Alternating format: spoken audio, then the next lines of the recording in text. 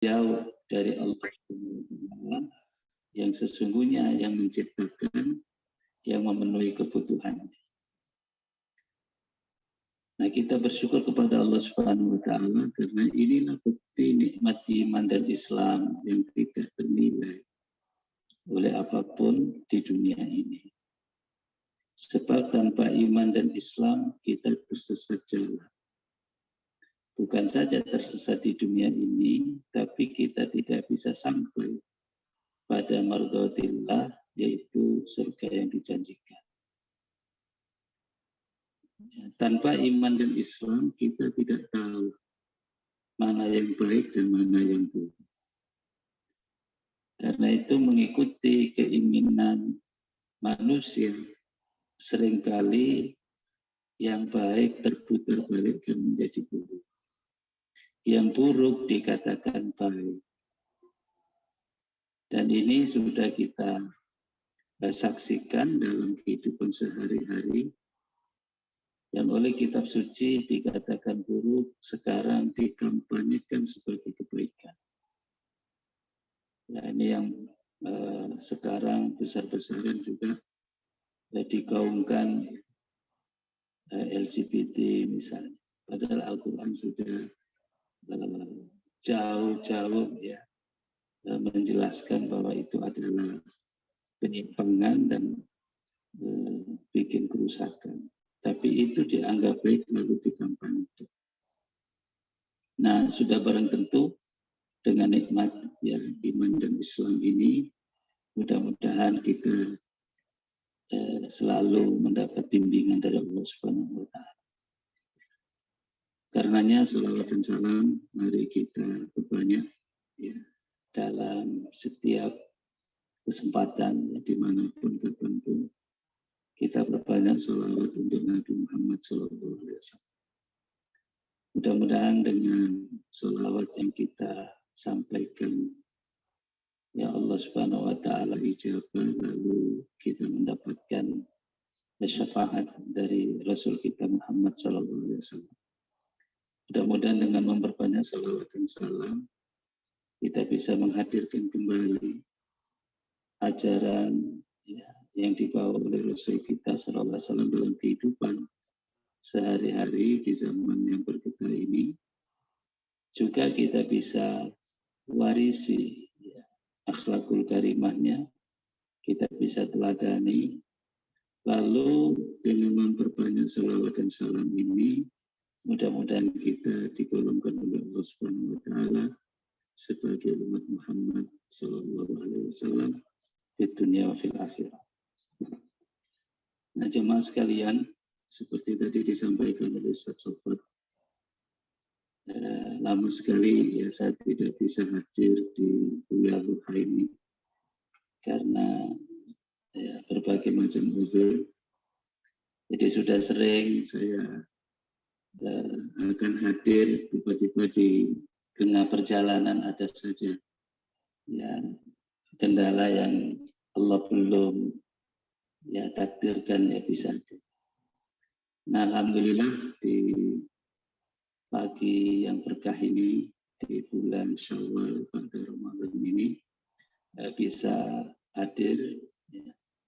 Dan tentu saja ya, dalam suasana Syawal ini yang ingin saya sampaikan juga atas nama pribadi ya keluarga maupun ya narasumber kuliah duha ini ya taqabbalallahu minna wa minkum kullu amin wa antum bi khair. Ja'alanallahu minal aidina wal faizina wal maqbulin. Ya, mohon maaf atas segala kesalahan. Nah, mudah-mudahan dengan berakhirnya bulan Ramadan dan kita sudah rayakan dengan Idul Fitri, betul-betul kita kembali kepada fitrah. Yang dalam bahasa Arab itu artinya adalah awal penciptaan. Jadi kita kembali seperti awal diciptakan oleh Allah Subhanahu wa Ta'ala yang bersih dari dosa-dosa. Karena itu juga sering dikatakan setelah kita keluar dari Ramadan ini, ya kondisi kita seperti kayaumin waladathu ummuhu.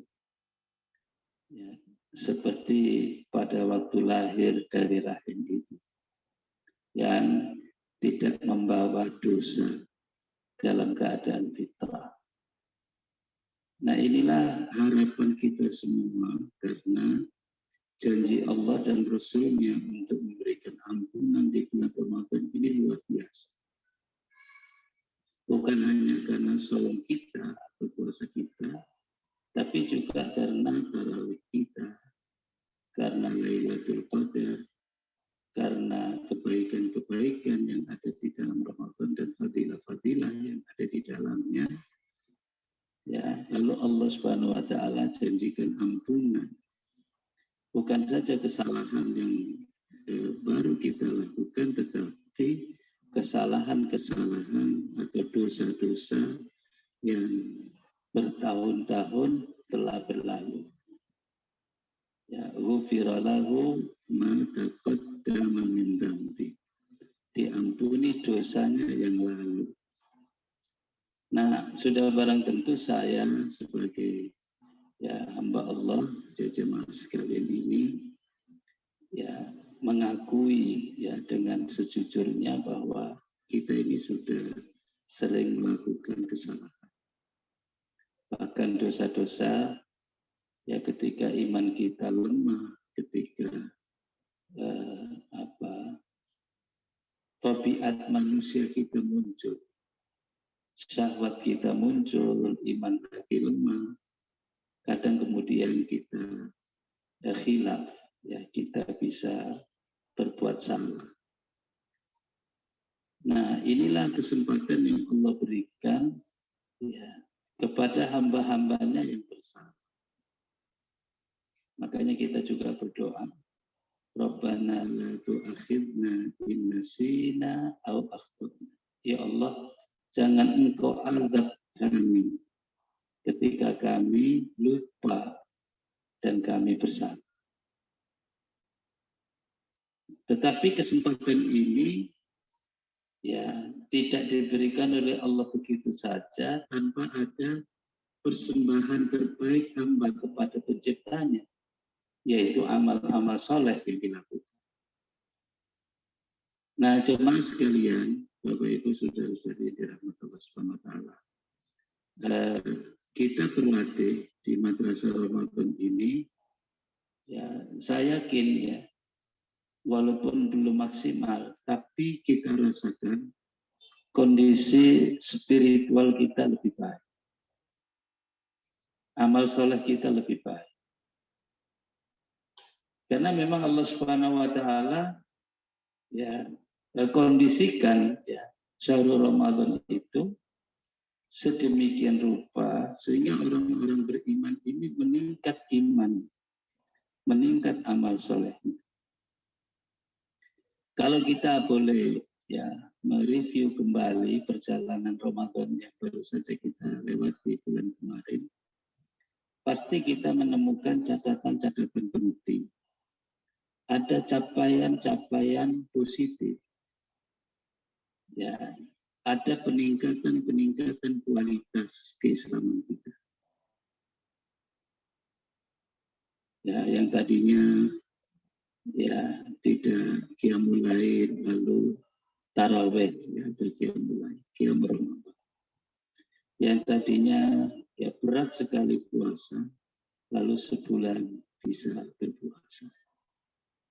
Yang tadinya ya jarang berdoa zikir lalu di bulan Ramadan banyak berdoa dan zikir. Yang tadinya sulit memberi ya infak sedekah lalu tersadar untuk banyak infak dan sedekah di bulan Ramadan. Yang tadinya sering lalai, maka ketika Ramadan selalu diingatkan. Ya, karena selalu mengatakan ini shaim. Saya sedang berpuasa. Dan kondisi itulah kondisi ideal kita. kondisi ideal spiritual kita ketika kita berada di bulan Ramadan. Karena ada inti ibadah di situ, yaitu pengendalian diri. Kita berlatih setiap hari untuk bisa mengendalikan diri. Andaikan suasana dan situasi seperti itu berlangsung sepanjang tahun, betapa Islam kita ini berkualitas sesuai dengan kapasitas dan kondisi masing-masing. Saya yakin setelah Ramadan seringkali suara-suara kebenaran itu muncul dalam diri kita. Lalu kita bisa menangis di hadapan Allah, bisa gampang memaafkan kesalahan orang lain. Bahkan kita selalu berdoa untuk mendapatkan ampunan dan untuk mendapatkan surganya. Dan kita mohon perlindungan kepada Allah dari murkanya. Sehingga untayan doa-doa sepanjang bulan kita selalu lantunkan. Allahumma inna nas'aluka ridhaka wal jannah wa na'udzubika min sakhatika wal nar. Ya Allah, aku mohon ridhamu dan surgamu, dan aku mohon perlindungan darimu dari murka dan neraka-Mu. Nah, saya kira ini pelajaran penting dalam perjalanan hidup yang harus kita catat. Ya, jangan sampai kemudian terlewat tanpa ada catatan-catatan. Tanpa ada sesuatu yang bisa kita ingat ulang. Kita ingin ulangi kembali. Ada catatan-catatan penting yang kita punya semangat untuk mengulang-ulang kembali. Nah, itu sebabnya dalam kesempatan taklim ini, ya, saya ingin bareng-bareng dengan jemaah untuk bagaimana bisa menindaklanjuti prestasi amal soleh kita di bulan Ramadan. Ya, tadi saya sudah sebutkan situasi dan kondisi spiritual kita pasti lebih baik ketika berada di bulan Ramadan. Nah, kita coba ulangi kembali kebaikan itu pada Ramadan. Sekalipun memang terasa berat, tapi inilah jalan yang harus kita tempuh.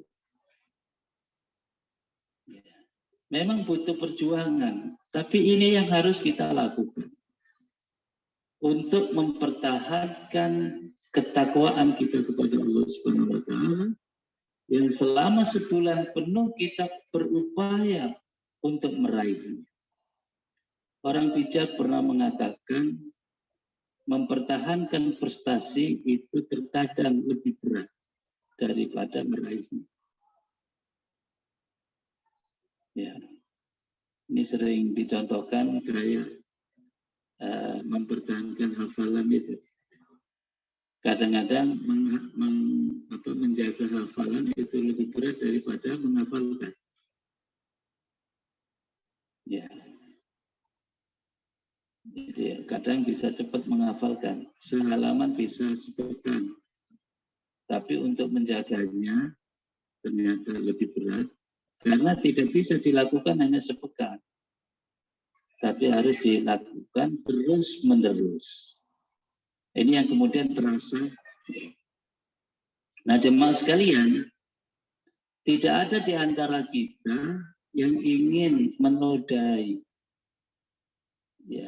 kesucian setelah kita dapatkan di Ramadan ini. Tidak ada di antara kita yang ingin mengulangi lagi dosa-dosa. Dan ini dibutuhkan komitmen tingkat tinggi. Sebab kalau di bulan Ramadan dikondisikan setan dibelenggu, ini yang dibelenggu ini bukan setan dari manusia, tapi setan dari jin. yang dikondisikan oleh Allah tidak ganggu untuk sementara. Tapi setan dari manusia mah tetap aja. Ya, makanya masih banyak juga kemaksiatan. Nah, di luar Ramadan ini kita tidak mendapatkan jaminan itu. Karena itu dibutuhkan iman yang lebih lagi.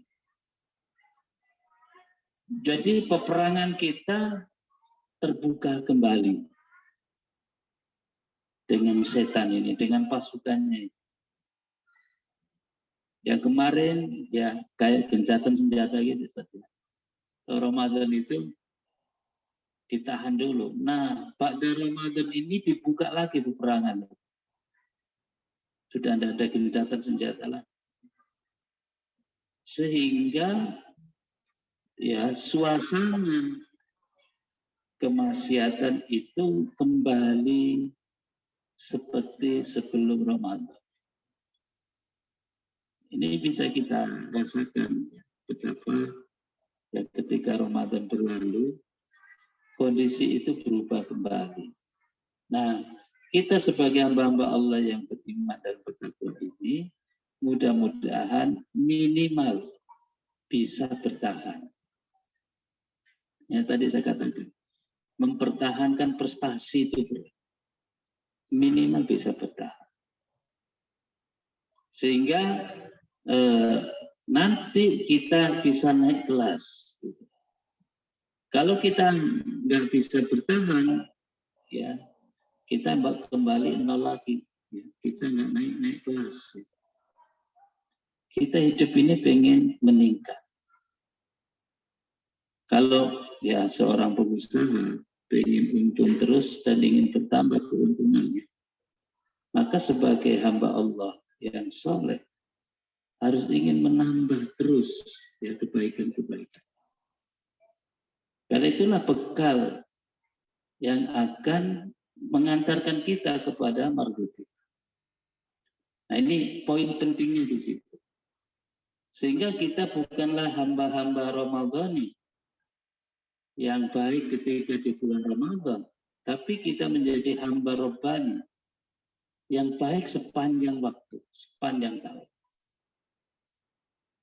Kita beramal soleh bukan karena Ramadan, tapi kita beramal soleh karena Allah Subhanahu wa Ta'ala. Ramadan sebagai momentum betul banyak keutamaannya. Tetapi bukan berarti Ramadan ibadah itu hanya terjadi di bulan Ramadan. Ini makanya perlu tindak lanjut. Bagaimana kemudian suasana sepanjang tahun itu seperti Ramadan? Artinya kita sebagai hamba Allah ini bisa mengendalikan diri. Walaupun kita tahu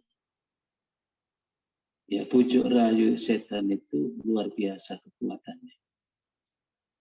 Ya strategi iblis itu luar biasa. Dari yang paling halus yaitu dilakukan.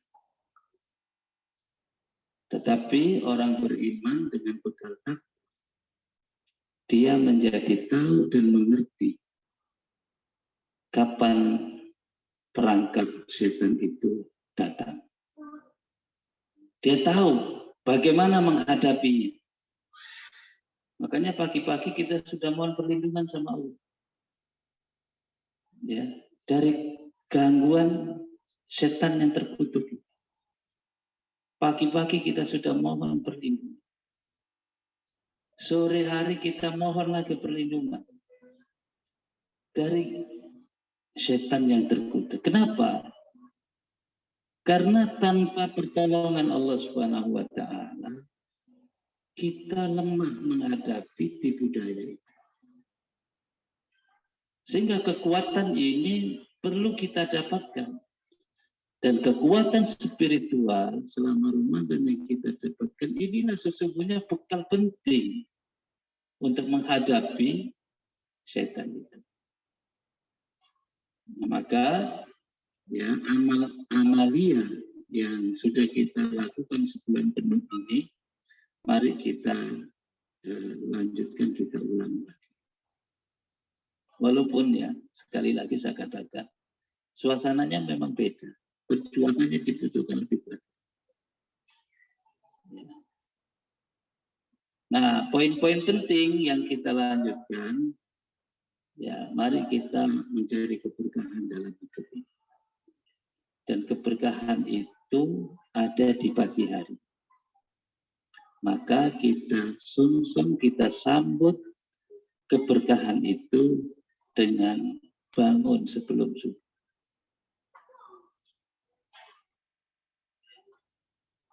Ya, kita jemput bola, kata orang sekarang ya. Kita yang aktif. Sebab hidup ini selalu membutuhkan keberkahan. Tanpa keberkahan yang Allah berikan, kita tidak pernah bisa bersyukur dan tidak pernah merasa cukup. Sehingga hidup ini jauh dari kebahagiaan dan kesenangan. Yang ada itu sisi negatifnya. Karena memang tidak berkah. Usianya tidak berkah. Rezekinya tidak berkah. Keluarganya tidak berkah. Kesehatannya tidak berkah. Ilmunya tidak berkah. Jadi apa yang dikaruniakan oleh Allah Subhanahu wa taala itu tidak mendatangkan kebaikan. Itu yang dimaksud tidak berkah. Sehingga berkah itu apa? Ziyadatul khair. Bertambah-tambah kebaikan. Itulah berkah. Semakin tambah usia, semakin baik. Itu berkah. Semakin tambah rezekinya, semakin banyak kebaikannya dilakukan. Itu berkah. Semakin bertambah fasilitas hidupnya, semakin produktif amal solehnya. Itu berkah. Diberi kesehatan maksimal digunakan untuk kebaikan, itu berkah. Sebaliknya, kehidupan yang tidak berkah itu karunia apapun yang diberikan oleh Allah tidak menambah kebaikan. Usianya diberi oleh Allah diperpanjang tapi tidak bertambah baik. Makanya kita diingatkan oleh Rasul dalam sabdanya. Ya. Sebaik-baik manusia itu mantola umruhu wa hasuna amaluhu. Sebaik-baik manusia itu yang diberi umur panjang dan baik amal. Wasyarrun nas, dan sejelek-jelek manusia itu mantola umruhu, yang umurnya diperpanjang oleh Allah, wasa'a amaluhu, tapi amalnya jelek. Itu yang enggak berkah. Jadi ada manusia itu yang ketika ditambah usianya enggak tambah baik. Makanya ada ya fenomena dulu waktu muda rajin soleh, giliran tua malah nggak soleh lagi. Dan ini nggak berkah. Rezeki yang tidak berkah sebanyak apapun tidak mendatangkan kebaikan, bahkan mendatangkan keburukan. Berapa banyak kemudian orang yang diuji oleh Allah dengan nikmat harta lalu tidak lebih baik.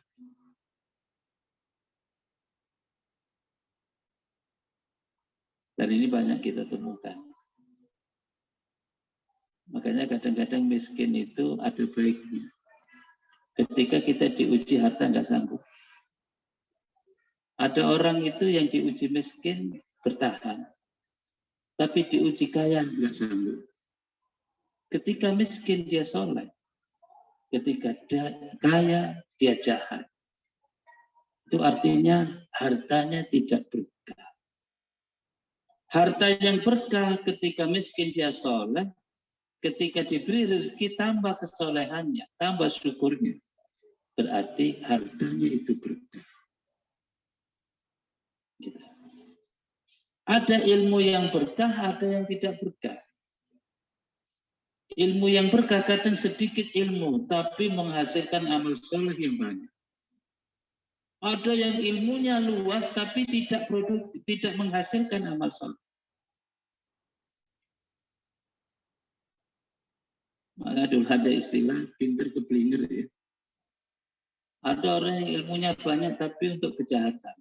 Jahatnya lebih kualitas lagi, karena ilmunya banyak. Jadi orang berilmu itu kalau jahat itu hebat lagi jahatnya. Karena ilmunya digunakan untuk kejahatan.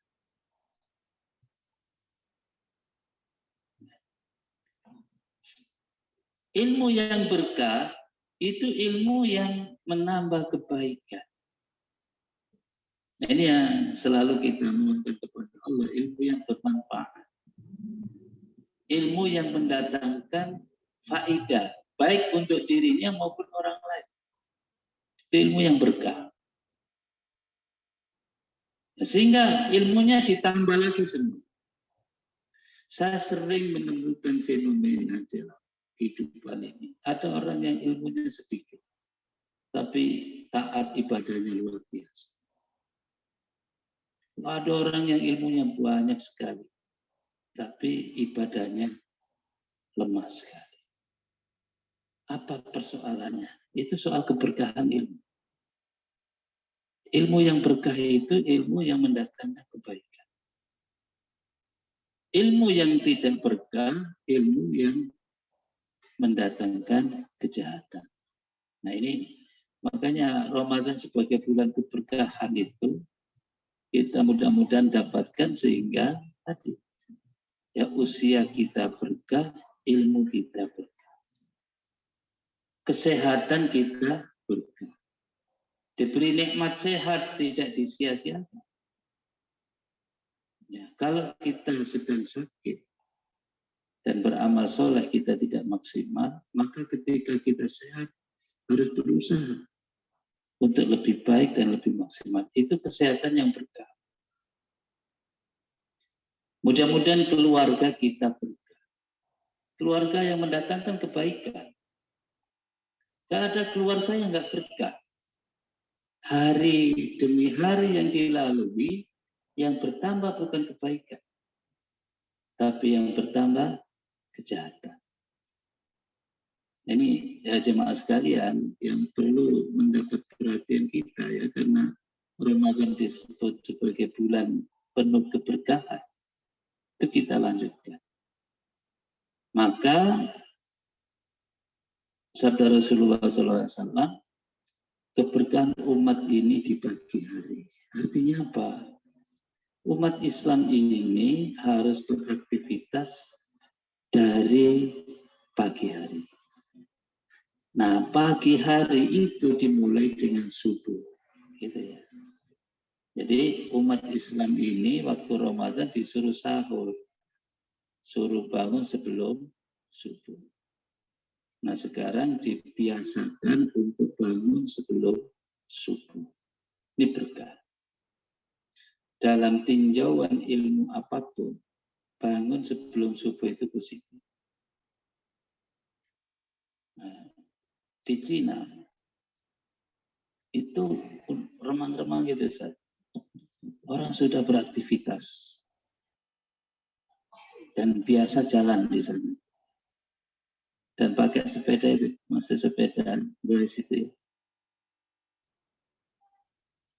Walaupun memang tujuannya itu cari kenikmatan dunia, berbisnis, tapi karena mulainya seperti itu, umat Islam yang doanya banyak belum bangun. Jadi rezekinya diambil oleh mereka. Loh, yang salah siapa? Allah sudah sediakan nggak mengambil gitu. Diambil sama mereka.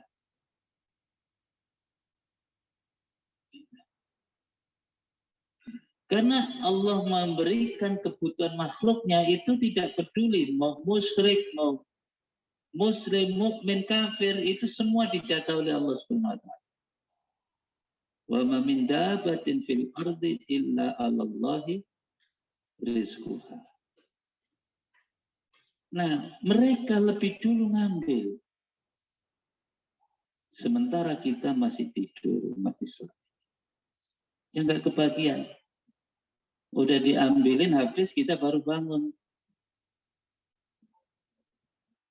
Ketinggalan. Dunia kita ketinggalan. Padahal kita doa. Rabbana atina fid dunya hasanah. Kalau kita marah-marah, kita salahin. Kenapa mereka bisnisnya lancar? Karena mereka mengikuti sunatullah. Urusan dunia ini Allah berikan kepada siapapun yang mengikuti sunatullahnya. Di Filipina atau di Thailand itu, petani yang bukan Muslim, itu saya pernah baca, 1 hektar itu bisa menghasilkan 12 ton. Di kita, yang Muslim ini, dapat 6 ton udah bagus. Loh, kita bisa protes sama Allah. Kok dia orang kafir dikasih lebih? Karena urusan dunia ini ada hukumnya sendiri. Urusan dunia itu mengikuti sunatullah. Maka Allah berikan siapa yang mengikuti sunatullah. Apa sunatullah yang diikuti? Mereka olah tanahnya dengan baik. Irigasinya baik. Cara menanamnya baik. Ya, hasilnya baik. Kita ini negara agraris, miris ya Pak ya. Kalau masih impor beras itu. Bukan hanya beras yang diimpor sekarang. Ketika ada buah yang bagus-bagus, ini impor. Kenapa kita nggak bisa? Kita terlambat. Pagi-pagi kita belum bangun. Keberkahan nggak ada. Kita nggak mengikuti sunatullah. Dalam tinjauan kesehatan, bangun sebelum subuh itu positif. Kita masih dapat udara segar. Nah ini bangunnya sudah rame, udah polusi lagi baru bangun, nggak dapat udara segarnya. Padahal setiap malam, ya udara ini dibersihkan oleh Allah Subhanahu Wa Taala lewat malaikatnya. Tiap malam dibersihkan. Makanya selalu ada embun pagi. Ini mau kemarau, mau apa itu selalu ada embun pagi. Jadi malam hari udara kita ini dibersihkan. Lalu di pagi hari yang segar itu kita belum hirup. Ya, baru polusi banyak lagi, ya, kita baru hirup lagi. Itu nggak sehat. Ini subhanallah ya. Ini kalau udara ini nggak dibersihkan tiap malam, nggak tahu kita ini kayak apa. Pernah nggak kita syukuri itu? Pernah nggak kita renungkan itu? Kalau ini diserahkan manusia, siapa yang sanggup membersihkan udara kita? Nggak ada yang sanggup. Ya. Maka udara pagi itu karunia Allah. Jangan kita enggak nikmati gara-gara kita belum bangun. Dari sisi manajemen waktu, Masya Allah, luar biasa. Jadi ada waktu yang enggak produktif yang kita alami itu sebenarnya menjelang dan sesudah subuh itu sering enggak efektif. Persoalannya apa? Karena kita belum siap beraktivitas. Ya, masih lemas gitu, masih malas gitu. Karena kita terlambat memulai. Ya, memulai. Makanya ya usahakan ya jangan tidur pada subuh lagi. Nah, malam udah tidur masa tidur lagi. Itu tanda orang malas. Dan itu keberkahannya hilang. Ini dilatih ya Bapak Ibu sekalian, anak-anak kita ini. Coba dibiasakan bangunnya sebelum subuh, waktu sahur itu berkah sekali. Pak Dati, subuh jangan tidur lagi, kecuali kalau sakit atau apa. Di dalam kondisi sehat, jangan tidur setelah subuh.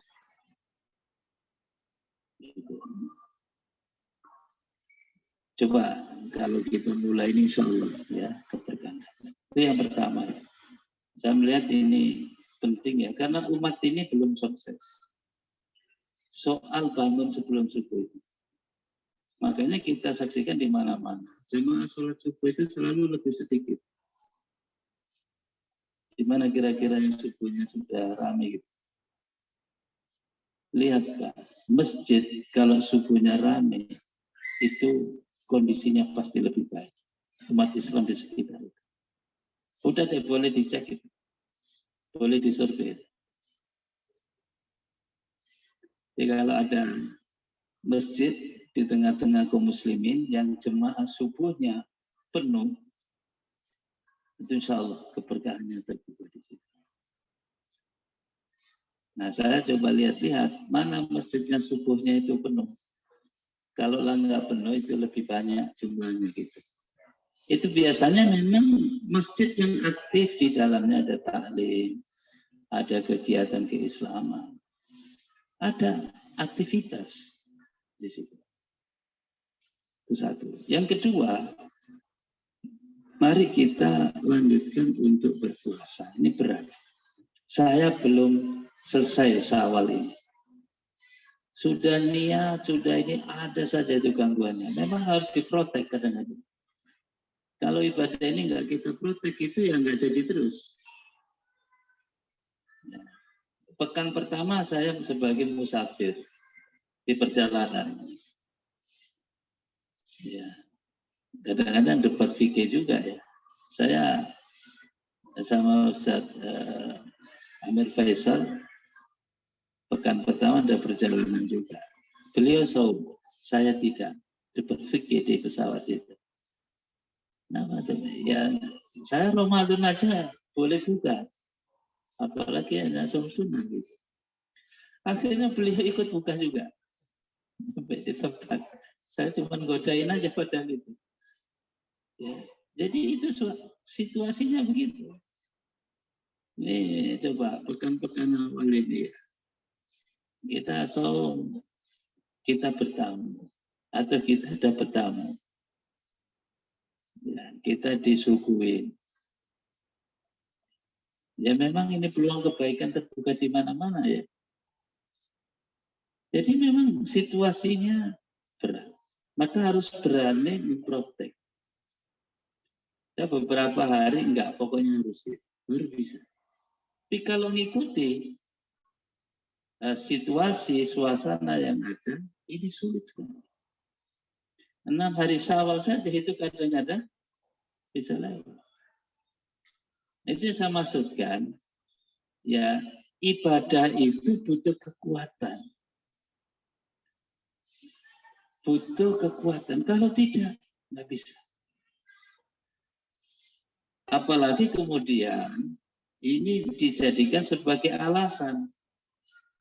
Ya, kenapa Syawalnya nggak selesai, habis gimana ya? Ya. Nah, kalau habis gimana ya itu susah.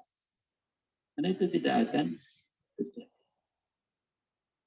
Gitu. Nah, jadi sesulit apapun, karena ini jalan.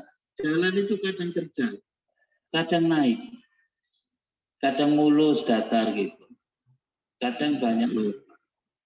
Bahkan kadang berbelok, berliku. Itulah jalan. Tetapi untuk sampai tujuan harus ditempuh. Harus ditempuh. Kita tidak pernah sampai kepada tujuan kalau kita tidak menempuh jalan. Makanya ini keheranan Imam Syafi'i. Bagaimana orang ingin berhasil sedangkan dia tidak menempuh jalan. Itu seperti ya perahu di daratan.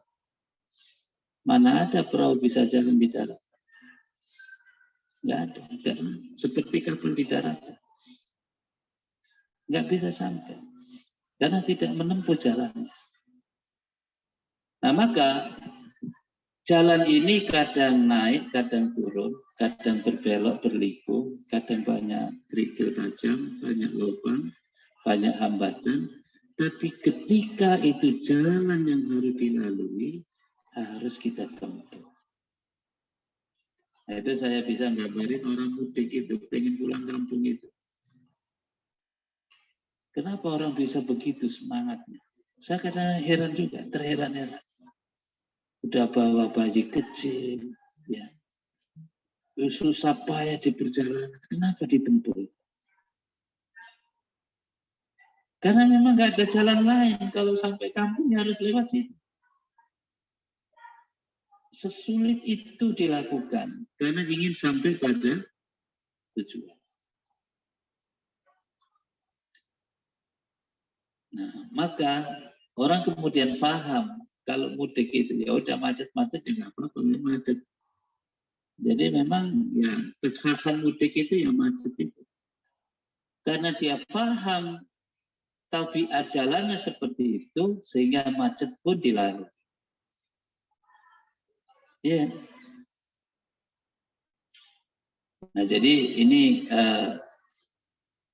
pelajaran penting. Ternyata bab mengendalikan diri itu sulit sekali. Dan itu implementasinya ibadah puasa itu. Ibadah puasa itu. Kita sudah diberi ilmu banyak sekali ya, bahwa dengan puasa sehat, bahwa dengan puasa ini macam-macam itu. Tapi di lapangan ketika tidak ada iman yang kuat, tidak ada apa, kekuatan dalam diri kita, itu nggak mudah. Ternyata berat. Nah, maka karena ini jalan, sekali lagi, ya mari.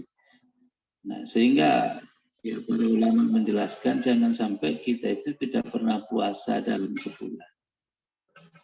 Jadi kalau bisa ya minimal 3 hari sebulan.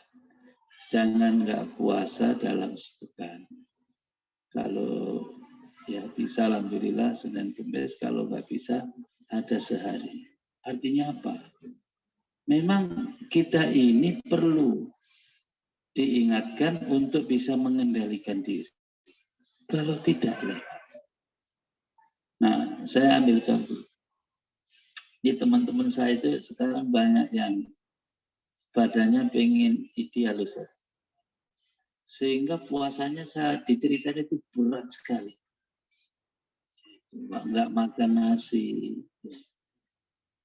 Makanan itu nggak semua yang ada bisa dimakan. Kalau nggak ada yang bisa dimakan harus diukur, nggak boleh. Nah karena semangat pengen ideal itu dilakukan. Masya Allah ya, ketika orang itu punya semangat dilakukan. Padahal beratnya, saya itu sering ketemu teman-teman yang begini. Jadi pas kita menikmati snack-snack itu kok dia diem aja gitu, rupanya lagi puasa, ya nggak makan karena takut kegemukan itu. Saya dinasihatin teman-teman dokter, ya saya juga konsultasi. Tapi ada juga teman yang nasihatin saya, ya udah antum begitu aja, yang penting sehat. Ya, bukan nggak ideal, tapi yang penting sehat itu. Nah jadi ketika semangat itu tinggi, maka sesulit apapun jalan itu ditempuh. Nah ini yang penting ya. Mari ya Bapak Ibu sudah sekalian, sebulan penuh kita saum ini jangan berhenti begitu saja. Coba dijaga, dirawat. Nah, ada. Kalau dalam syariat itu sudah disiapkan, ada Senin Kemis, ada Ayyamul Bid, ya nanti ada momen-momen tertentu, ya, ada 10 hari pertama Dzulhijjah, ada Muharram, ada ya Arafah nanti ya, ada som-som yang lain. Ya intinya itu. Kemudian yang ketiga harus kita jaga dan kita walaupun mungkin kualitasnya berbeda dan kuantitasnya juga berbeda, tetapi jangan tidak sama sekali. Ya, apa itu? Sholat malam. Sholat malam ini tarawih ya kalau Ramadan. Nah, agama sendiri sudah sedemikian fleksibelnya mengatur. Ya, berapapun kita sanggup. Ya, memang ideal ya kalau bisa 11 rakaat. Kalau nggak bisa, ya kurang nggak apa-apa. Yang penting dilakukan. Gitu. Bahkan ya ini wasiat Rasulullah SAW kepada Abu Hurairah, kalau kamu nanti sulit bangun, maka sebelum tidur lakukan itu, witir. Lakukan witir.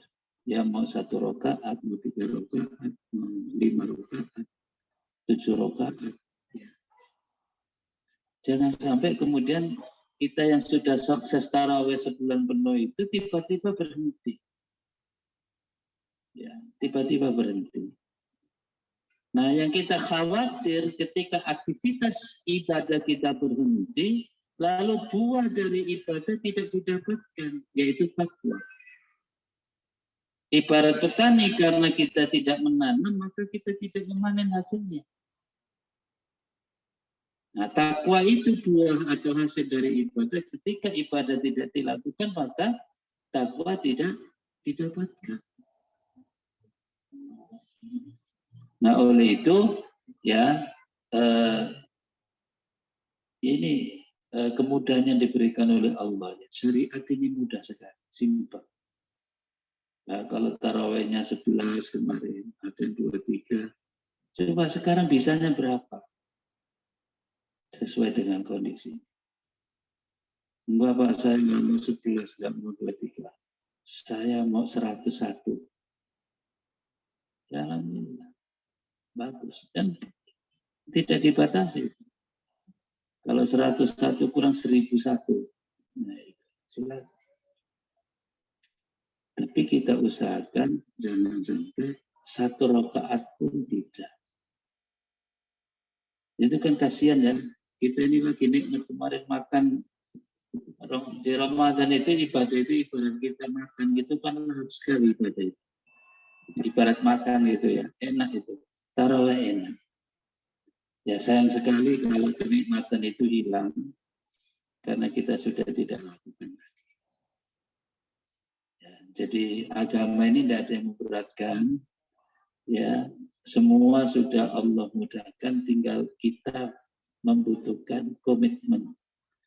Sebab dia mulai itu, walaupun 1 rakaat, kalau tidak ada komitmen nggak bisa. Orang bisa nonton bola kok. Berapa bola itu 1,5 jam ya? 45 kali 2 menit ya. Itu bisa kok kadang-kadang. Ya mohon maaf ini jujur lah kita lihat HP seberapa menit dalam sehari. Ini ibu-ibu berapa menit dalam sehari lihat gadgetnya itu. Bisa kok ya. Kira-kira sholat 1 rakaat itu berapa menit? Memang kadang-kadang hidup ini butuh merenung, butuh kejujuran, butuh berpikir. Hidup itu jangan dilalui begitu saja tanpa ada ya kontemplasi, tanpa ada tadabbur, tanpa ada renungan-renungan. Kalau tidak kita dibawa oleh setan. Dan setan itu kalau membawa kita larinya cepat sekali. Itulah kemudian dikebahasakan oleh Al-Quran orang-orang yang ghaflah, orang-orang yang lalai. Jadi nggak merenung. Ya. Hidup ini dijalani ngikut keinginan hawa nafsu saja. Sebab Allah ini sudah memberikan kemudahan luar biasa. Ya. Tapi memang setan itu nggak suka itu. Kalau ada orang soleh itu tambah kenceng ganggunya gitu. Nah, makanya renungan itu penting. Saya kadang-kadang ya sempat duduk gitu ya, lihat-lihat apa gitu. Tiba-tiba muncul, memang kita renung-renungkan, kita ini sering salah. Kita ini belum produktif dalam berbuat baik katanya. Masih ya apa? Masih kesenangan dunia yang dominan. Jadi kesenangan akhirat ini masih. Nah, sebab kalau akhirat itu belum senang ya memang susah. Makanya saya sering diskusi dan nyampaikan juga. Ada satu nikmat Allah yang harus kita dapatkan, kita syukuri terus apa. Dalam hidup ini harus senang. Dan kita ini kalau nggak senang, berbuat baik pun berat. Nah, untuk senang itu tergantung kita mengkondisikan. Makanya dulu saya dapat wasiat ya dari kiai saya itu. Begini wasiatnya, saya masih ingat. Hidup itu tergantung kita. Karena Allah memang sudah serahkan kepada kita. Kita bikin baik-baik, kita bikin buruk-buruk. Kita bikin senang-senang, kita bikin susah-susah. Saya merenung lama tuh. Mencerna wasiatnya kiai. Ya. Terus beliau bilang, senang itu sumbernya hati. Dan itu karunia Allah. Tidak bisa dibeli. Maka belum tentu orang kaya bisa senang. Belum tentu pejabat mesti senang. Belum tentu. Tergantung hatinya. Gitu. Jangan dipikir orang miskin itu nggak pernah senang. Senangnya orang miskin itu sederhana kok. Ketemu makanan enak dikit, Masya Allah senangnya luar biasa. Udah. Orang kaya makanan milih saja susah, nggak senang-senang juga. Jadi, tergantung. Ya, saya pikir-pikir iya. Kadang-kadang kita bikin susah sendiri hidup karena kita punya target yang salah. Jadi hidup ini terbebani. Pikiran kita ini berat betul. Kayaknya untuk senang itu susah. Karena kita punya target yang salah. Loh kita ini sanggupnya lari cuma 10 kilo. Kita bikin target 100 kilo. Ya tersengal-sengal pasti. Maka ini pesan Kiai saja. Hidup itu harus melihat realita. Ini apa adanya. Ini penting. Kita ini harus tahu posisi. Siapa diri kita sebenarnya. Posisi kita ini ada di mana. Itu penting sekali. Nah, ketika kita bikin target yang sesuai, itu kemudian muncul senangnya. Saya kasih contoh, Bapak Ibu sekalian. Orang punya hutang itu senang apa sedih? Umumnya lah, walaupun ada yang senang punya hutang. Tapi umumnya orang punya hutang itu senang apa sedih? Sekarang ada nggak hutang itu yang memang dibikin sendiri?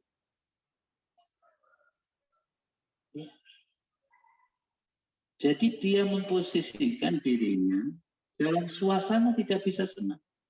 Karena dibikin sendiri. Kenapa itu dibikin? Karena punya target yang keliru.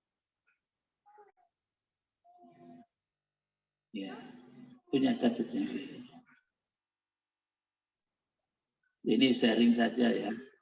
Belum waktunya punya mobil, pengen beli mobil. Akhirnya kredit. Ya. Kredit yang ngambilnya gede, Ustaz. Jadi 50% penghasilannya udah dipotong terus untuk itu. Bukan hanya mobil, ada lagi kredit lagi. Jadi tiap dapat rezeki dari Allah itu hanya dalam catatan akuntansi. Terus senangnya kapan? Kerja udah susah, ya senangnya kapan? Tapi kan enak Pak, punya mobil mobil itu? Kata siapa? Ini kan perlu survei juga. Karena begini, ya saya akan merasakan sendiri. Orang punya mobil itu kalau nggak bisa beli bensin, sedih juga. Nah kalau mau ke Jakarta nggak bisa lewat tol, ya susah juga, macet-macet juga. Itu apa gunanya punya mobil? Iya kan? Makanya saya itu, kalau ada yang ditumpangin, saya senang numpang perjalanan itu. Bisa duduk, bisa istirahat. Saya kadang kalau jatuh pengen naik umum aja. Kalau ke bandara itu naik Damri enak tuh. Ya, tinggal duduk nyampe sendiri Ustaz. Bawa mobil nggak bisa ngantuk. Iya, biaya tolnya, biaya bensinnya. Itu apa enaknya? Kok bikin susah hidup ini? Apa enaknya? Ya.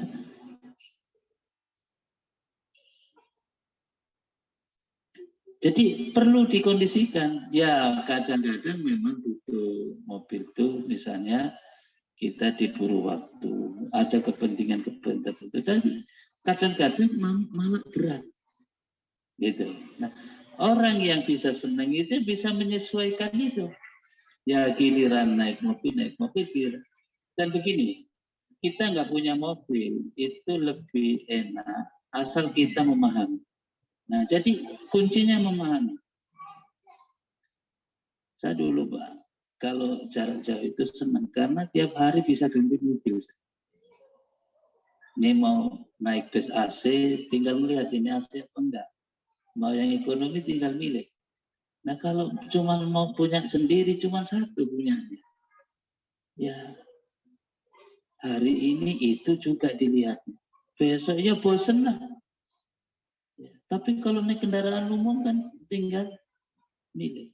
Apalagi zaman Grab sekarang ya. Tiap hari bisa ganti mobil. Nah ini contoh, maksud saya apa? Bukan soal itunya, tapi bagaimana mensikapi kehidupan itu yang penting. Makanya kita berdoa sama Allah. Ya,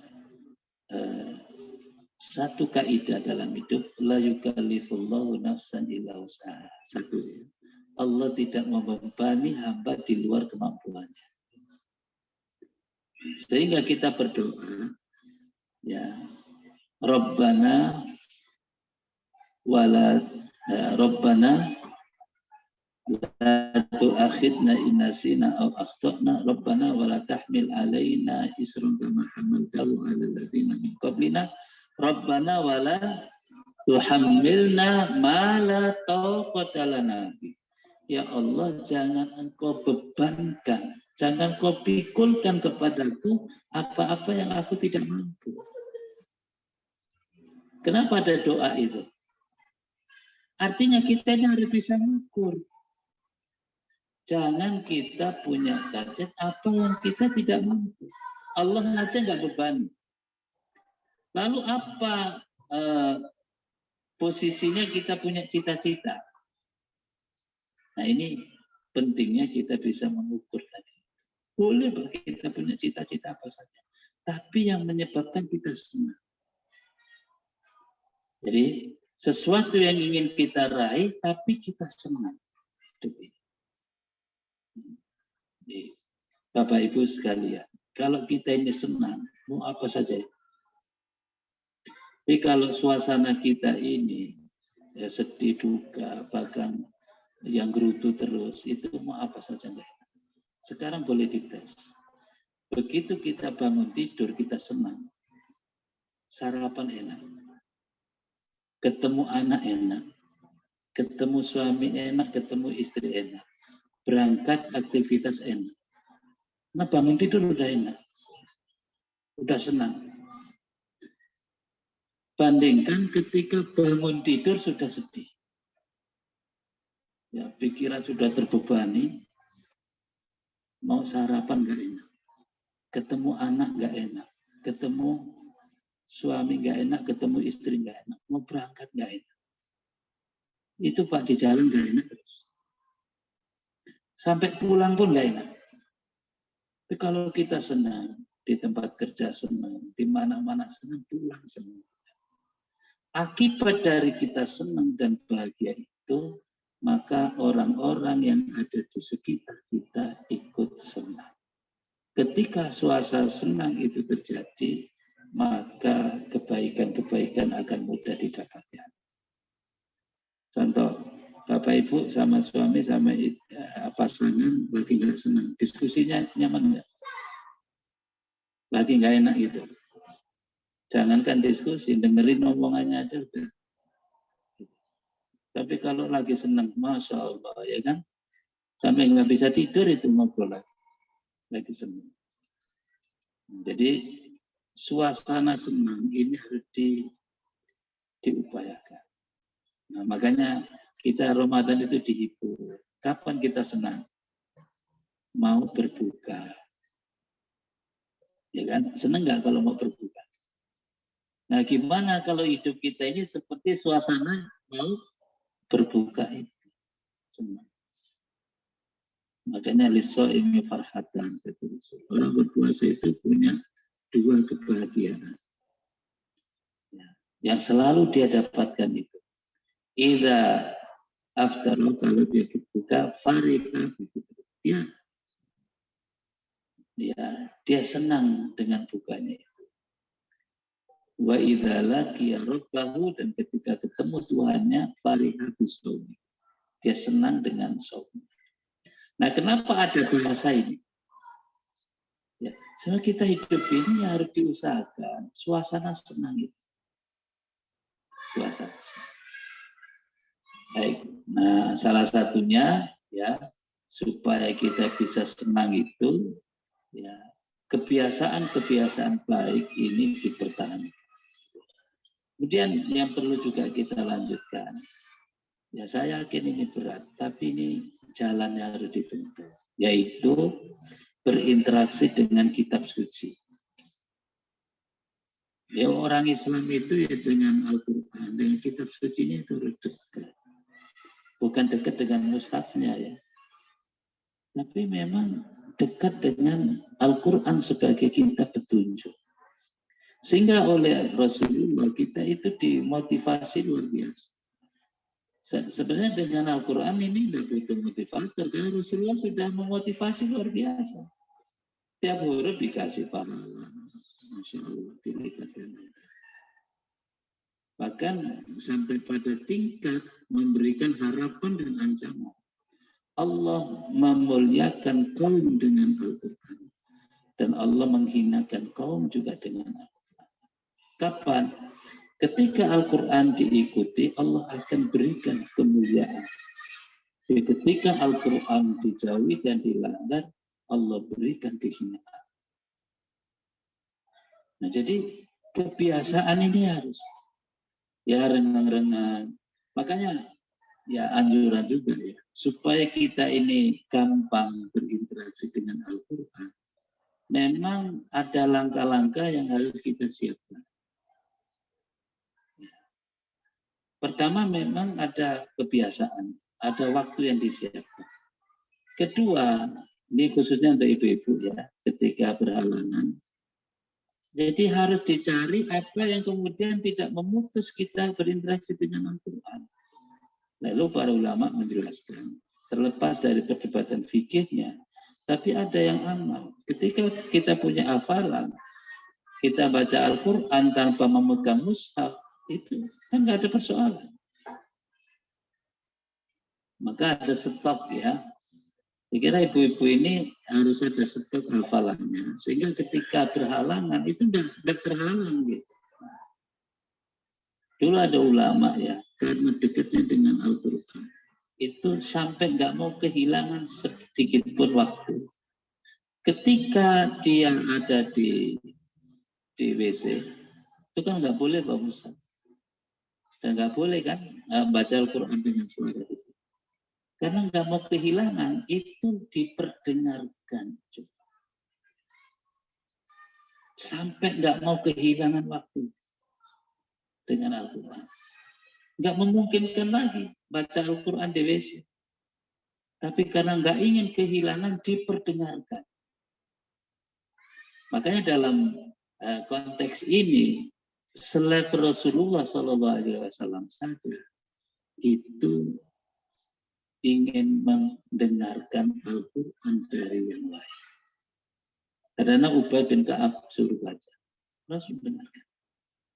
Nah sekarang fasilitas untuk mendengarkan Al-Quran itu Masya Allah, ya kan? Masya Allah, gampang banget.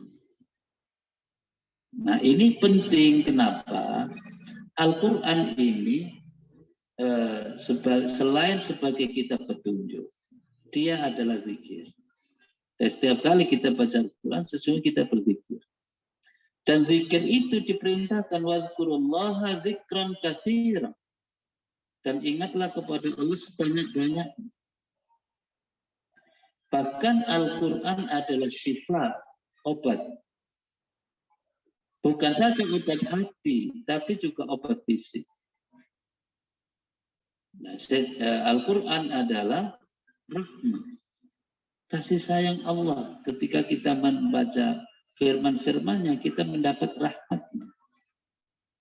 Al-Quran adalah cahaya yang menerangi.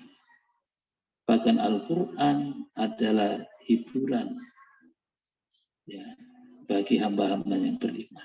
Maka ya upaya kita dekat dengan Al-Quran ini harus terus-menerus dilakukan. Mulai dari membacanya, memahaminya, dan mengamalkannya. Alhamdulillah kalau kemudian bisa mengajarkannya. Dan karena itu ya sering kita dapatkan penjelasan apa saja yang terkait dengan Al-Quran itu menjadi mulia. Gitu ya.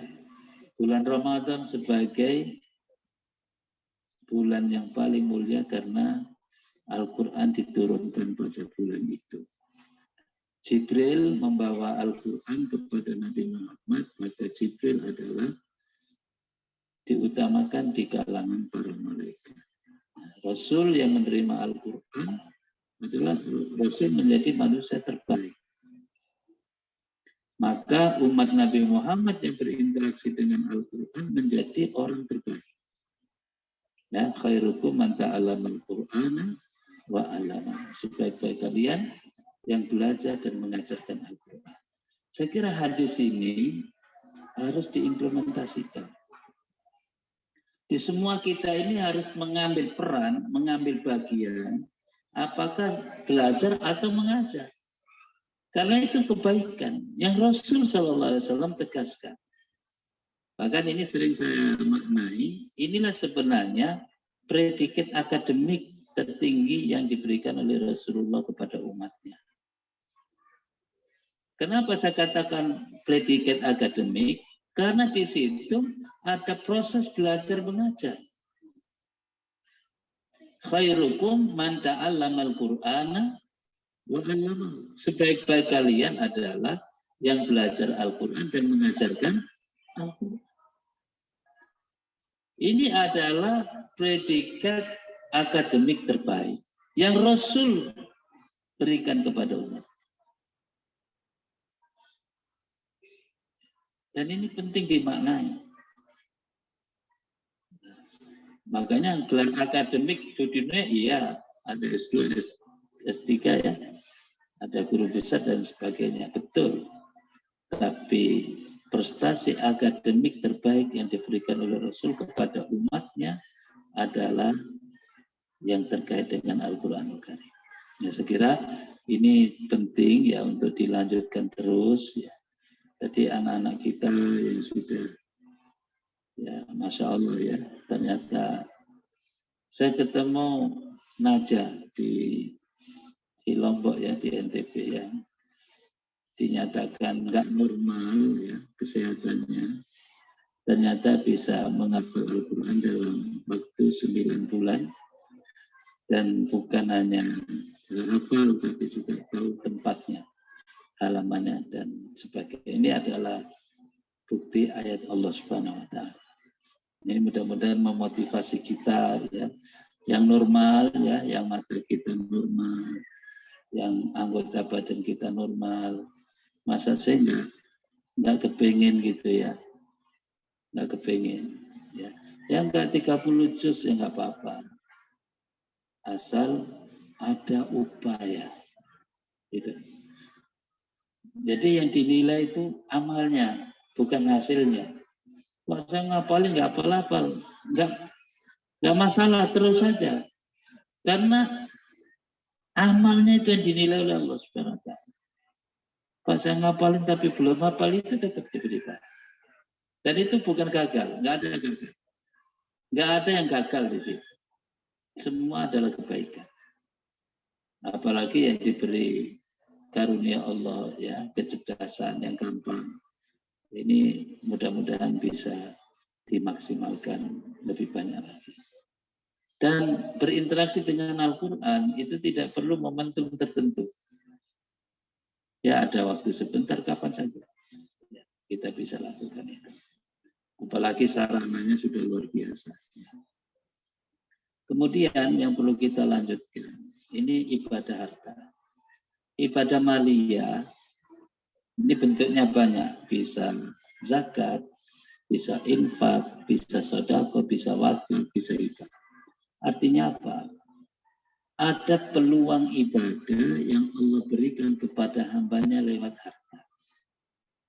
Dan ini semuanya sudah diatur sesuai dengan kondisi masing-masing. Lewat zakat kalau sampai nisab. Kalau nggak sampai nisab bisa sedekah, bisa infak. Jadi ibadah harta itu tidak mesti besar. Tidak harus besar. Ya, bahkan yang besar pun Allah nggak boleh kalau nggak sampai nisab. Nggak wajib kan. Tapi ada mekanisme infak, ada mekanisme sedekah. Bahkan ada ibadah harta yang sekalipun kita sudah wafat, pahalanya mengalir terus, yaitu wakaf. Kalau ada, jangan nunggu kalau ada kelebihan rezeki ya, karena orang ini nggak pernah lebih. Kapan ada kelebihan rezeki? Coba kapan Bapak Ibu merasa ada lebih gitu? Susah kan ukurnya? Ya, ukurannya relatif lebih itu, cukup itu relatif. Tapi yang penting, ini peluang bahwa ada ibadah mekanismenya dengan harta. Jadi bukan dengan fisik, tapi dengan harta. Ya. Dan ternyata ini ibadah penting sekali. Bahkan Islam kita ini bermasalah kalau kita belum bisa melakukan ibadah dengan harta. Salah satunya memberi makan orang miskin, memperhatikan anak yatim. Ya, kalau kepedulian itu belum, maka sesungguhnya peluang ibadah harta ini masih belum dimanfaatkan. Nah, celakanya kalau mampu dan tidak dilakukan, ini dosanya besar sekali. Bahkan saya sering sampaikan ada dialog dalam Al-Quran, ya, penghuni neraka itu salah satu sebabnya karena tidak memberi makan orang miskin.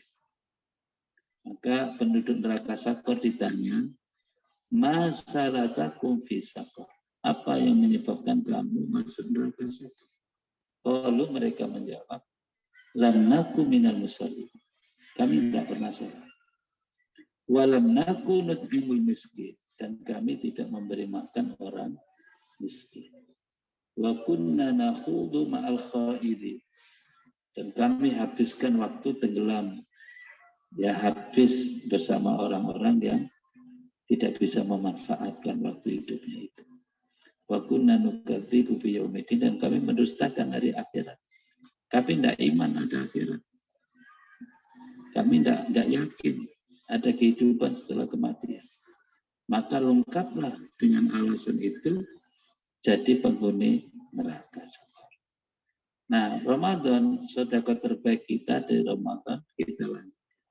Saya ingatkan begini.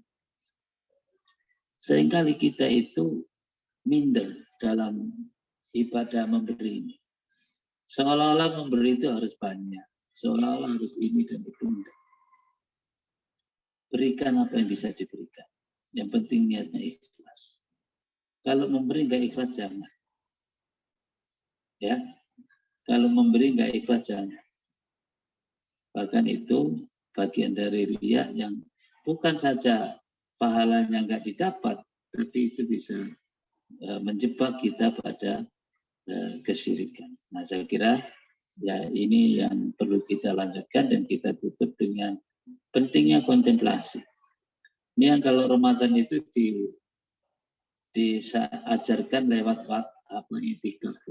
Jadi intinya begini, dalam hidup ini ya sesibuk apapun, sesulit apapun, harus ada porsi waktu khusus untuk hamba dengan Allah, khusus untuk Allah saja. Nah, kira-kira dalam keseharian kita ini, kita mengkhususkan diri untuk Allah selain sholat 5 waktu. Nah, sholat 5 waktu itu pasti ya. Jangan sholat tapi nggak untuk Allah. Kalau sholat itu pasti untuk Allah. Tapi berikan porsi tambahan selain sholat 5 waktu. Kita dekat sama Allah. Ya, apakah itu bentuknya muhasabah, atau bentuknya zikir, apa bentuknya. Yang penting kita coba ya alokasikan waktu, walaupun sebentar. Kita tinggalkan sejenak urusan dunia kita mi'raj ya, kita menuju Allah Subhanahu wa taala. Jadi dengan demikian insya Allah ya, pasca Ramadan ini kita bisa menjaga takwa kita. Dan dengan bekal takwa inilah ya kita berharap kita kembali kepada Allah Subhanahu wa taala dengan membawa bekal yang cukup. Saya kira ini poin-poin penting dan saya ulangi lagi ya.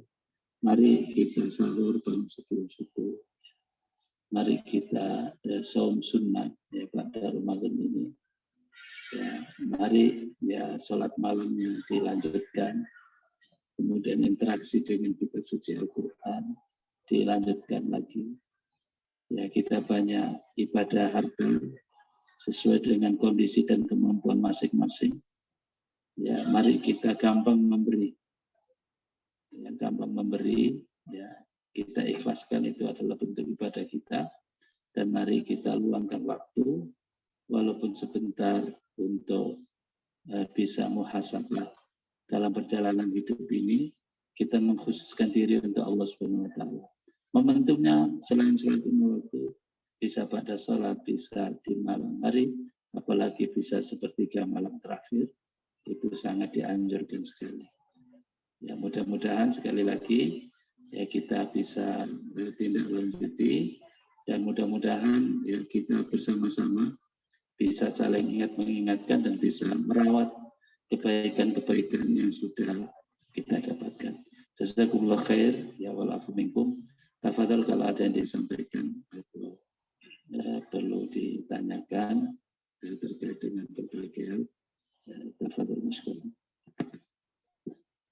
Jazakallah khairan kepada Ustaz Yudarman yang sudah banyak sekali memberikan pencerahan kepada kita, dan kita tentunya mendapatkan banyak sekali kebahagiaan di pagi hari ini ya.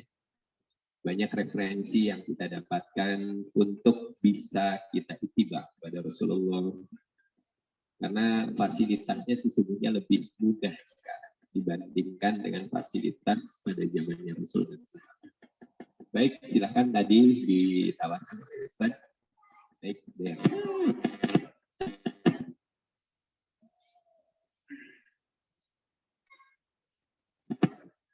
Assalamualaikum warahmatullahi wabarakatuh.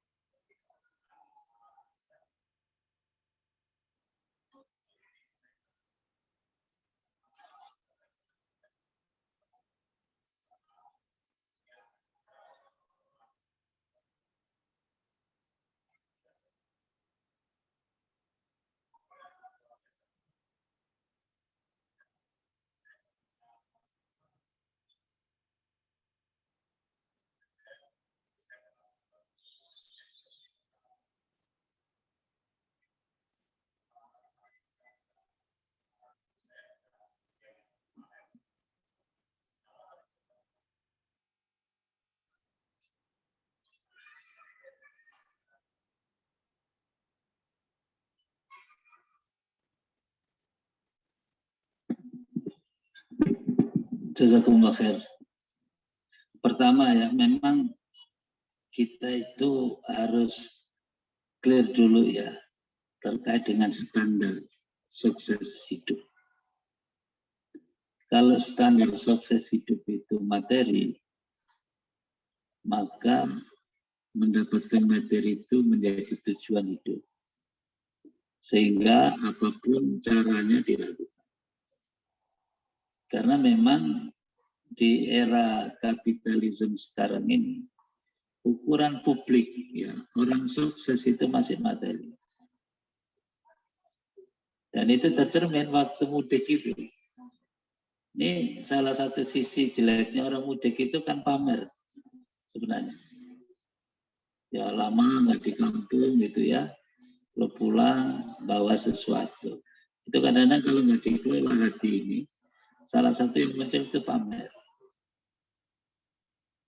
Nah, kalau ukuran sukses itu materi, maka orang mendapatkan materi itu tidak penting caranya, yang penting dapat. Dan itu menjadi kebanggaan. Walaupun saya yakin hatinya menderita.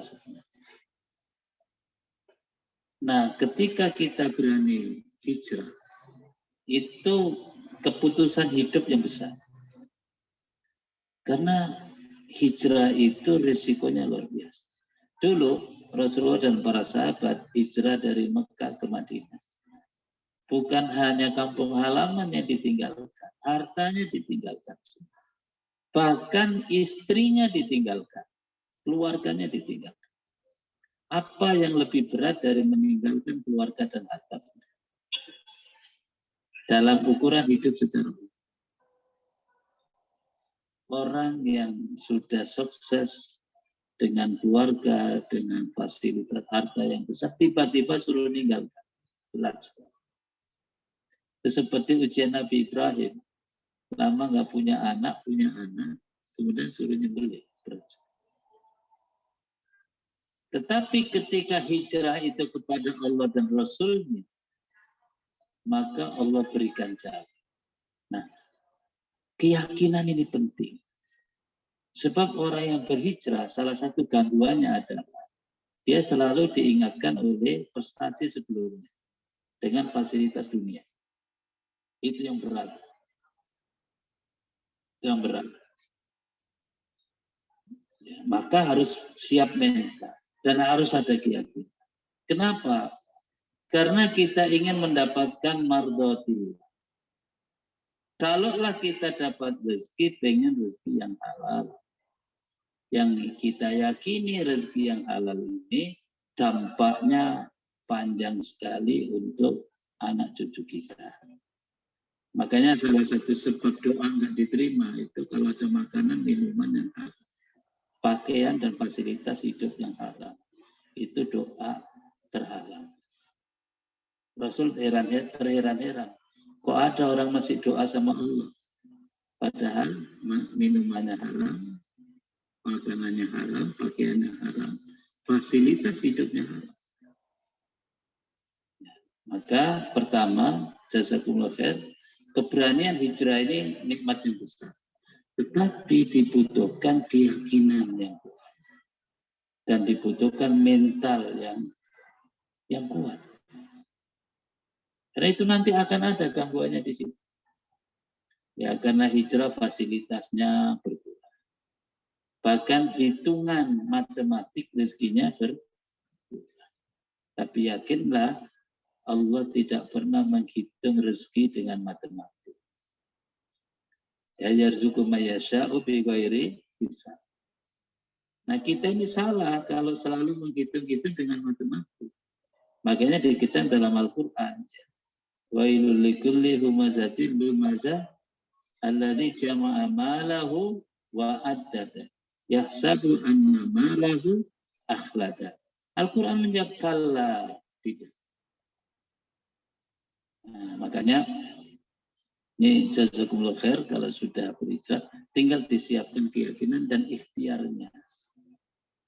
Nah, saya ada kisah. Saya punya teman dulu bisnis, ini lulusan STAN. Saya sebut nama karena ini pelajaran. Saya sering juga cerita. Pak Jalal namanya. Ya sekarang punya produk pakaian Nibras ya.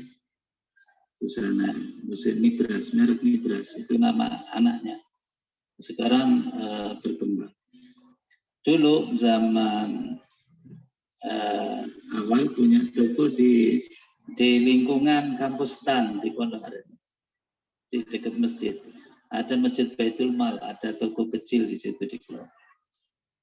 Nah kemudian ada momentum buku-buku Islam dan kaset-kaset Islam zaman itu.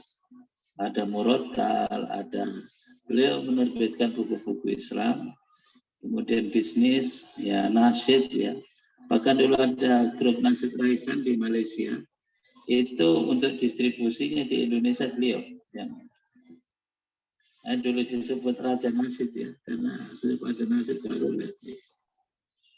Nah, berkembang sampai ke Batam, ya cabangnya banyak. Kemudian Allah uji kolaps. Ya, diutangnya banyak, ya, akhirnya semua, bahkan untuk nyekolahkan anak saja susah. Susah. Nah, ngobrol lagi sama anak. Rupanya dievaluasi. Dan ditemukanlah salah satu sebab ya kehancuran itu karena riba. Begitu dia mulai kelihatan sukses, dikejar-kejar oleh bank, ditawarkan, terus dikasih oleh bank. Hanya dia terima dan dia banyak ngambil properti ya. Rupanya ya, ketika bisnis gak lancar dan harus mengembalikan karena bunganya tinggi dan lain sebagainya, ini menjadi berat. Dan singkat cerita, kolaps. Mungkin sobat juga pernah dengar ya cerita. Nah, dia kemudian hijrah. Salah satu kesimpulannya dua. Yang pertama karena muamalah riba. Yang kedua ini nggak saya sebutkan karena ini masalah pribadi. Jadi sadari itu dihentikan semua. Dan kemudian memulainya itu inilah kalau Allah sudah kasih jalan. Jadi apa? Ada ibu-ibu yang ngajak kerjasama, ngasih modal. Nah, kemudian sebagian modalnya itu untuk perbaikan rumahnya. Dan kemudian ada potensi istrinya beliau ini bisa desain pakaian gitu. Hanya dimulai dari situ, dari nol. Ya. Kemudian terus berkembang, akhirnya istri beliau ini yang mengembangkan potensinya di situ sampai ditekuni. Ya, Pak Jalal yang punya pengalaman ya bisnis dijalankan lagi. Ya, tidak begitu lama ya sekarang alhamdulillah Nibras ini berjalan dan kemarin teman-teman ngumpulin infak beliau ini terbesar. Jadi istrinya infak sendiri, suaminya infak sendiri. Jadi Ramadan kemarin istrinya ngasih 140 kalau nggak salah ya juta, suaminya ngasih 130 juta untuk kepentingan kami. Dan saya kenal beliau dari awal ini tadi. Ya, kalau urusan infak sodako paling senang dan nggak hitung-hitungan. Ya, nggak hitung-hitungan. Rupanya itu cara Allah. Ya, bukan mengurangi. Alhamdulillah. Sekarang mengembangkan bisnisnya di berbagai daerah. Dan saya sering dengar berita buka cabang di sini, buka cabang di situ. Dan ini luar biasa. Tapi saya tuh persis jatuh bangunnya. Dan ini pelajaran menarik. Dia berhenti dari ribawi karena itu yang menjadi hambatan. Dengan keyakinan, dengan kesungguhan dari nol. Dari nol lagi. Ya, sekarang Allah bukakan. Nah, akhirnya bisa meraih tenaga kerja apa? Lulusan STAN juga yang dibutuhkan teman-temannya dulu, ya. Jadi ajak untuk bisnis bareng. Nah, saya tahu karena beliau ini susah nahan kalau untuk infak sedekah itu. Karena itu manajemennya dirapikan. Ya. Istrinya sebagai direkturnya, ini kalau beliau ini nanti ngasih-ngasih orang, ya susah. Karena pendekatan bisnis harus begitu. Ya. Jadi diangkat sebagai salah satu ya pegawainya. Nah jadi pelajaran ini pendidikan saya ketemu lagi, tapi hijrahnya itu bukan persoalan yang gampang. Ya, coba ya, misalnya fasilitas sudah didapat, ya tiap bulan dapat sekian, tiba-tiba harus berhenti. Hanya karena takut ribawi tadi. Berat sekali. Karena punya keyakinan dan semangat, makanya belajar dari beliau ini, bagi teman-teman yang hijrah seperti itu, keyakinannya dikuatkan. Dan ikhtiarnya dimaksimalkan. Nanti ada jalan. Jangan salah paham begini, ya udah saya sudah hijrah, pasti Allah kasih. Tapi dia justru ya di sini tantangan. Ya, karena yang dinilai itu amal. Nah, saya sarankan kalau sudah meninggalkan ribawi, ya ini harus membaca diri. Potensi kita. Allah berikan kelebihan apa pada diri kita. Itu digali, dimaksimalkan. Dan memulai sesuatu itu harus dengan perjuangan, harus jatuh bangun. Tapi yakinlah ketika niat kita ikhlas karena Allah mencari ridhonya akan datang keberkahan. Ya, jadi Allah akan berikan jaminan nanti ketika kita ya menempuh jalan ya sesuai dengan yang disyariatkan. Nah, yang kedua, ini perlu ada teman ya. Hidup ini nggak bisa sendiri. Ya, harus ada komunitas, ada teman dekat, ada sahabat, ada orang-orang yang bisa diajak bicara. Dan jangan lupa terus meningkatkan ya pengetahuan, meningkatkan kemampuan skillnya sehingga ya Allah berikan jalan. Saya kira itu ya secara singkatnya. Jadi meninggalkan ribawi ini prestasi. Karena apa? Kalau orang sudah tahu nggak mau berhenti, itu Allah perangi. Ngeri sekali. Soal ribawi ngeri sekali. Nah, tapi ya tantangannya luar biasa. Tantangan luar biasa. Makanya hasilnya, ya saya sedikit Bank Syariah itu sudah mulai awal 90. Dimulai dengan Bank Muamalat. Ya. Sampai hari ini, kaum muslimin yang menggunakan perbankan syariah itu masih kecil sekali. Itu belum sampai 10%. Artinya apa? Muamalat ribawi ini dominan. Karena era kita ini era ekonomi kapitalis. Jadi perekonomian ini dikuasai orang yang punya modal.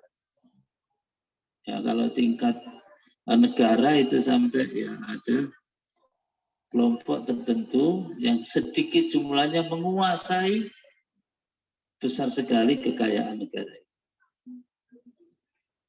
Nah, ada oligarki yang luar biasa. Ya, dulu bank-bank itu diciptakan untuk mereka juga. Ya nanti kalau kolab itu negara suruh nanggung sampai begitu. Karena sudah kolaborasi dengan penguasa dan pengusaha luar biasa. Nah, jadi suasana ekonomi sekarang ini memang suasana ekonomi kapitalis, sistemnya sistem kapitalis. Jadi, orang yang punya modal yang menguasai. Dampaknya apa? Orang pengen nggak ngapa-ngapain tapi dapat. Ya, yang paling gampang ya riba itu. Dia duduk aja, tinggal nunggu aja. Nah, dalam Islam, harta itu dikelola. Nggak boleh kita kemudian berpangku tangan, tapi ingin mendapatkan. Harus dikelola. Makanya harus diratakan. Nah, ini pentingnya. Konsep sekarang di bank sendiri, saya tanya teman-teman, mudharabah itu masih sulit. Kerjasama bisnis antara pemodal dan pelaku usaha ini nggak mau beresiko. Pengennya orang punya modal itu nggak mau rugi, nggak mau tahu lah. Pokoknya yang penting untung. Sehingga pendekatannya ya ribawi lah. Dalam Islam itu kalau bisnis ya bagi hasil. Untung bareng, rugi bareng. Dan memang hidup itu begitu. Tapi pemodal sekarang nggak mau rugi. Ya, karena nggak mau rugi maka sistem ribawi. Ya. Nah, itu problem kita ya masih seperti itu. Nah, teman-teman yang hijrah ini sekali lagi imannya harus dikuatkan, mentalnya harus dibangun. Kalau enggak nanti balik lagi. Dan harus punya komunitas yang membantu. Ya, yang ingin menambah ilmunya, ingin diskusi dan lain sebagainya. Mudah-mudahan dengan cara ini Allah berikan kemudahan-kemudahan. Nah, kenapa dibutuhkan mental? Karena ukuran sekarang orang sukses itu masih materi. Ya, itu ya, Ustaz ya. Coba lihat orang-orang ini, kalau nyari mantu apa ditanya dulu? Kalau nyari mantu apa ditanya dulu? Orang sekarang ini. Kesolehan itu nomor sekian. Kesolehan nomor sekian. Masih begitu. Nah, jadi sekali lagi ya, tolong dikuatkan imannya dan saya anjurkan ya banyak bergaul ya, harus ada komunitas. Jadi begini, orang sedih itu kalau bisa dibagi itu lebih ringan. Nah, salah satu membagi kesedihan itu ada teman untuk cerita. Makanya bersahabat itu penting. Kita hidup ini jangan sendirian, harus punya sahabat dekat, harus punya komunitas yang kita bisa berbagi. Bukan hanya berbagi senang tadi, tapi ketika ada problem kita bisa berbagi untuk saling meringankan. Ya, jazakumullah khair.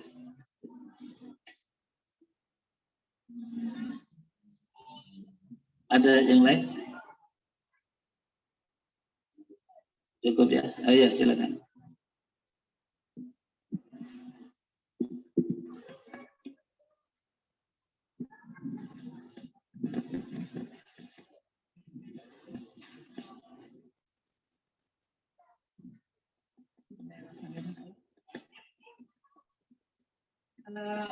Yang ingin saya tanyakan cuma minta resep aja Ustaz untuk usia saya.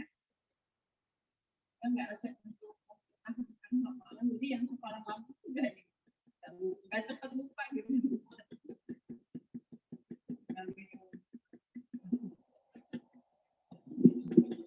Ya, jadi kalau hafalan cepat lupa, jazakallahu khair, itu biasa dan Rasul sudah katakan.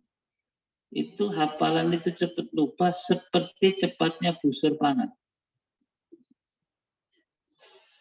Ya kan? Jadi kalau ada hafalan lupa itu saya nggak heran karena Rasul sudah bilang begitu. Nah, tinggal bagaimana menjaga. Kan gitu ya. Jadi saya katakan tadi ya, kadang-kadang mempertahankan prestasi itu lebih berat dari mendapatkannya. Nah, tetapi walaupun berat menjaga ini keutamaannya luar biasa. Nah, mungkin begini. Hafalan-hafalan yang sudah itu, sekarang saya tanya, kita ini Al-Fatihah hafal? Surat Al-Fatihah.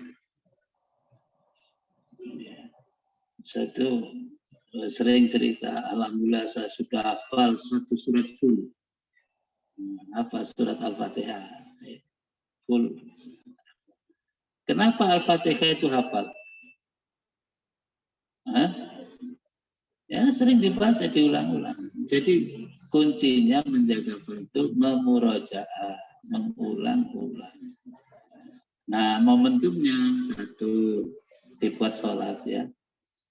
Buat sholat, hafalannya apalagi sholat sendiri, sholat malam itu, ya udah sambil murojaah. Di sholat, baca pilihan suratnya yang sedang dimurojaah. Nah, kalau ada kesempatan mendengarkan, memang ini nggak gampang, tapi bisa diusahakan, gitu ya, bisa diusahakan. Yang sudah dirawat, ya. Yang cepat hilang, nggak balik-balik itu kalau lama nggak diulang. Gitu. Nah, kelebihannya orang yang pernah hafal itu kalau ngulang lebih cepat. Ya, Karena sudah penghafal, ya ngapalinnya lebih cepat lagi. Kalau dulu ngapalin pertama, ya 1 ayat bisa sehari. Kalau murojaah itu bisa beberapa menit, sudah ingat lagi. Ya, jadi memorinya tinggal dimunculkan saja. Karena sudah pernah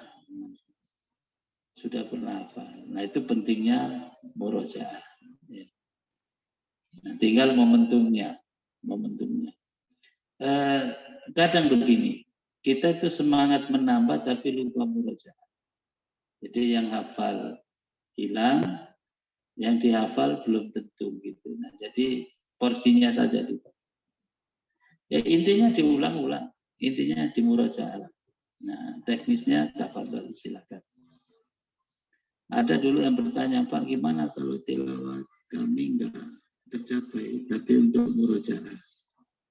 Ya, kalau mau dua-duanya dapat, murojaah sambil melihat mushaf, itu kan sudah tilawah juga, sudah membaca juga, dua-duanya dapat. Dulu ada teman yang nanya, gimana kalau sholat ini sambil murojaah karena nggak ada yang lain sambil bawa mushaf, ya sambil bawa mushaf waktu sholat, ya boleh, asal tidak berlebihan. Tapi kalau berlebihan nanti konsentrasinya ngurusin mushaf aja, nggak sholat namanya. Ya, jadi sudah bisa mengkondisikan sebagai alat bantu, tidak masalah. Tapi jangan konsentrasinya di mushaf, karena sholat lagi. Itu ya, oh ya. Begini, nggak usah melihat usia ya. Interaksi dengan Al-Quran itu nggak usah melihat usia. Saya sudah tua Pak. Ya justru kalau sudah tua itu tambah dekat sama Al-Quran. Di Al-Quran itu sampai akhir hayat, ya tidak kenal usia. Yang perlu dirubah pemahaman. Justru karena usia kita sudah tua, harus lebih dekat lagi dengan Al-Quran. Nah sehingga targetnya itu bukan hasilnya loh. Ini penting. Kita baca Quran itu atau ngapalin itu bukan hafal berapa juz. Bukan itu, tapi aktivitas kita itu yang dinilai. Jadi nggak usah merasa gagal. Saya dulu ngapalin tapi satu surat aja nggak selesai. Iya surat Al-Baqarah. Kalau suratnya itu yang pendek-pendek kan sudah dapat banyak surat. Itu untuk ngibur diri begitu. Bisa cerita, alhamdulillah hari ini saya sudah 1 surat full. Ya kan? Ya boleh 1 surat juga, walaupun Al-Ikhlas misalnya. Dan murojaah Al-Ikhlas itu penting. Ya, kadang-kadang juz amma ini karena kita sudah merasa hafal, nggak pernah di murojaah, begitu sholat lupa juga. Ya kan? Jadi penting. Yang penting aktivitasnya. Hasilnya itu kita serahkan Allah. Ya. Yang penting aktivitas menghafalnya ada. Hafal berapa itu nomor 2. Ya, hafal. Daripada ngapalin Quran tapi kewajiban yang lain ditinggalkan keliru. Nah, kemudian ada satu kemampuan. Orang hafal itu karena mengulang-ulang bacaan. Karena itu membacanya itu yang harus diulang-ulang terus. Ya, mudah-mudahan dengan itu bisa. Jazakumullah khair. Baik, jazakumullah khair. Jazakumullah khairan juga kepada Ibu dan Bapak yang tadi sudah bertanya sehingga memperkaya pemahaman kita semuanya ya. Dan mari ini udah special edition sampai 9:30 ya. Alhamdulillah. Dan mari kita sama-sama mensyukuri nikmat-nikmat yang Allah berikan kepada kita, mudah-mudahan menjadi berkah. Karena dengan nikmat yang Allah berikan ini, limpahan kenikmatan ini menjadi berkah, itu berarti kita menjadi lebih baik, insya Allah. Kita ungkapkan rasa syukur kita, rasa terima kasih kita kepada Allah dengan kita sama-sama lafazkan hamdalah. Alhamdulillahirabbil alamin. Dan kita sama-sama sempurnakan dengan doa kafaratul majlis. Subhanallahumma wa bihamdika asyhadu an la ilaha illa anta astaghfiruka wa atubu ilaik. Assalamualaikum warahmatullahi wabarakatuh.